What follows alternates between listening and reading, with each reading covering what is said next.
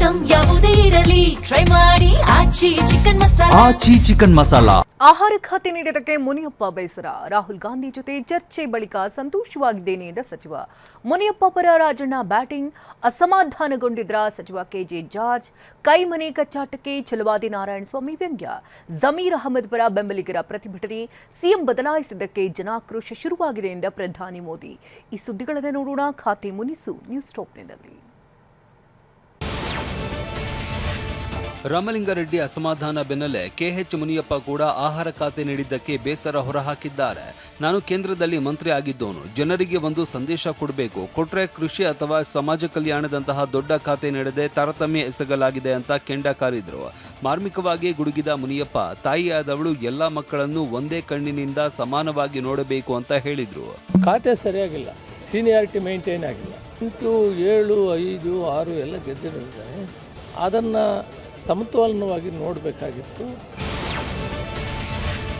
ನಿನ್ನೆ ರಾಹುಲ್ ಗಾಂಧಿ ಬೆಂಗಳೂರಿಗೆ ಬರೋದಕ್ಕೂ ಮುನ್ನವೇ ಏರ್ಪೋರ್ಟ್ನಲ್ಲಿ ಬೀಡು ಬಿಟ್ಟಿದ್ದ ಮುನಿಯಪ್ಪ, ಸುರ್ಜೇವಾಲಾ, ಮಾಜಿ ಸಿಎಂ ಸಿದ್ದರಾಮಯ್ಯ ಜೊತೆ 40 ನಿಮಿಷಗಳ ಕಾಲ ಚರ್ಚೆ ನಡೆಸಿದ್ರು.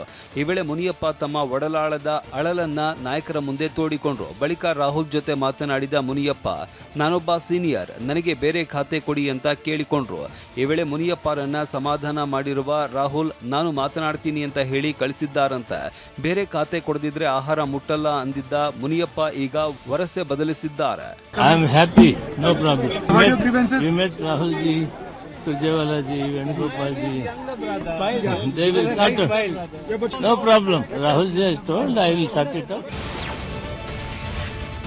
ಮುನಿಯಪ್ಪ ಬೇಸರಕ್ಕೆ ಮಾತನಾಡಿದ ಸಿಎಂ ಡಿಕೆ ಶಿವಕುಮಾರ್, ಮುನಿಯಪ್ಪ ಜೊತೆ ರಾಹುಲ್ ಗಾಂಧಿ ಮಾತನಾಡಿದ್ರು. ಮುನಿಯಪ್ಪ ಯಾವ ಖಾತೆ ಕೊಟ್ಟರೂ ಕೆಲಸ ಮಾಡ್ತಾರೆ, ಪಕ್ಷಕ್ಕೆ ದುಡಿತೇನೆ ಅಂತ ಹೇಳಿದ್ದಾರೆ ಅಂತ ಡಿಕೆ ತಿಳಿಸಿದ್ರು. ಎಲ್ಲ ಮುನಿಯಪ್ಪನವರು ಅಸಮಾಧಾನ ಹೇಳಿದ್ದಾಯ್ತು, ಒಪ್ಪಿಸಿದ್ದಾಯ್ತು. ರಾಹುಲ್ ಗಾಂಧಿಯವರು ಅವ್ರಿಗೆ ಹೇಳಿದ್ದಾಯ್ತು, ನಾನು ಮಾತಾಡಿದ್ದಾಯ್ತು. ಮುನಿಯಪ್ಪನವರು ಖುಷಿಯಾಗಿ ಸಂತೋಷದಿಂದ ನೀವೇನು ಕೊಟ್ಟು ನಾವು ಸ್ವೀಕಾರ ಮಾಡ್ತೀವಿ ಅಂತೇಳಿ ಹೇಳಿ ಅವರು ನಾನು ಪಕ್ಷಕ್ಕೆ ದುಡಿತೀನಿ ಅಂತ ಹೇಳ್ಬೋದು. ಮುನಿಯಪ್ಪ ಪರ ಬ್ಯಾಟಿಂಗ್ ಮಾಡಿದ ಮಾಜಿ ಸಚಿವ ಕೆಎನ್ ರಾಜಣ್ಣ, ಖಂಡ್ರೆಗೆ ಅರಣ್ಯ ಖಾತೆ ಯಾಕೆ ಕೊಡಲಿಲ್ಲ, ಡಾಕ್ಟರ್ಗೆ ಹೋಮ್ ಕೊಡಬೇಕಾಗಿತ್ತು, ಯಾಕೆ ಕಂದಾಯ ಕೊಟ್ರು, ಯಾವ ಆಸ್ತಿ ಯಾರಪ್ಪನ ಸ್ವತ್ತೇನು ಅಲ್ಲ ಅಂತ ಮಾರ್ಮಿಕವಾಗಿ ಮಾತನಾಡಿದ್ದಾರೆ. ಅದೇ ಸ್ಥಾನ ಇಲ್ಲ, ಅದೀಗ ಇವ್ರಿಗೆ ಖಂಡ್ರೆಗೆ ಯಾಕೆ ಫಾರೆಸ್ಟ್ ಕೊಡಲಿಲ್ಲ ಅಂದರೆ ಅವ್ರಿಗೂ ಫಾರೆಸ್ಟ್ ಕೊಡಬೇಕಾಗಿತ್ತಲ್ಲ. ಈಗ ಡಾಕ್ಟ್ರಿಗೆ ಹೋಮ್ ಕೊಡಬೇಕಾಗಿತ್ತು, ಅವ್ರಿಗೆ ಯಾಕೆ ರೆವಿನ್ಯೂ ಕೊಟ್ಟಂಗಾರೆ.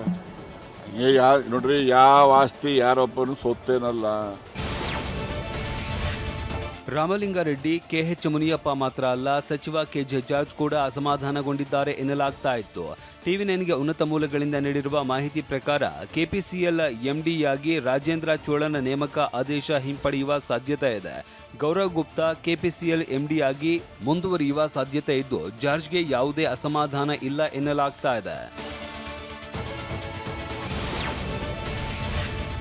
ಕಾಂಗ್ರೆಸ್ ಸಮನ್ಯಲ್ಲಿನ ಆಂತರಿಕ ಕಚ್ಚಾಟಕ್ಕೆ ಕುಟುಕಿದ್ದ ಪರಿಷತ್ ವಿಪಕ್ಷ ನಾಯಕ ಛಲವಾದಿ ನಾರಾಯಣಸ್ವಾಮಿ, ಗೃಹ ಪ್ರವೇಶ ಮೊನ್ನೆಯಷ್ಟೇ ಆಗಿದೆ, ಆದರೆ ಚಾವಣಿನೇ ಕುಸಿದಿದೆ ಅಂದ್ರು. ಮುನಿಯಪ್ಪ ವಿಚಾರವನ್ನು ಪ್ರಸ್ತಾಪಿಸಿ, ಮುನಿಯಪ್ಪನವರು ಆಹಾರ ಇಲಾಖೆ ಬೇಡ ಅಂತಿದ್ದಾರೆ ಅಂದ್ರೆ ಅಲ್ಲಿನೇ ಒಳ್ಳೆ ಆಹಾರ ಇಲ್ಲ ಅಂತ ಆಯ್ತು ಅಂತ ವ್ಯಂಗ್ಯವಾಡಿದ್ದಾರೆ. ಗೃಹ ಪ್ರವೇಶ ನೆನ್ನೆಲ್ಲ ಮೊನ್ನೆ ಆಗಿದೆ, ಚಾವಣಿ ಕುಸಿದ್ಬಿಟ್ಟಿದೆ ಅಲ್ಲ.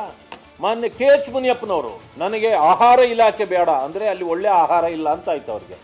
ಮತ್ತೆ ಜನರಿಗೆ ಅಂತ ಒಳ್ಳೆ ಆಹಾರ ಕೊಡ್ತೀರಿ ಸ್ವಾಮಿ ನೀವು ಒಳ್ಳೆ ಆಹಾರನ ಹುಡ್ಕೊಂಡು ಹೋಗ್ಬಿಟ್ರೆ ಈ ಆಹಾರ ಸರಿ ಇಲ್ಲ ಅಂತೇಳಿ ಯಾವ ಆಹಾರವನ್ನ ಜನರಿಗೆ ಕೊಡ್ತೀರಿ ನೀವು?